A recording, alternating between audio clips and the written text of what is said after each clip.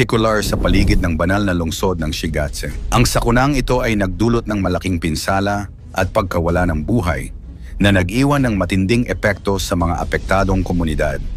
Naganap ito bandang 3:00 ng madaling araw habang karamihan sa mga residente ay natutulog.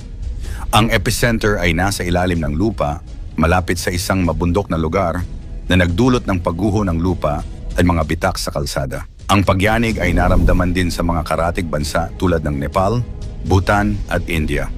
Ang lindol ay nagdulot ng matinding pinsala sa maraming gusali at kalsada. Apektado ang mga tradisyonal na bahay ng mga lokal na Tibetan at ilang monasteryo ang nagtamo ng bitak sa kanilang mga pader. Ayon sa mga ulat, halos 3,000 bahay ang gumuho at mahigit 1,000 ang nasira na nag-iwan sa maraming residente ng kawalan ng tirahan.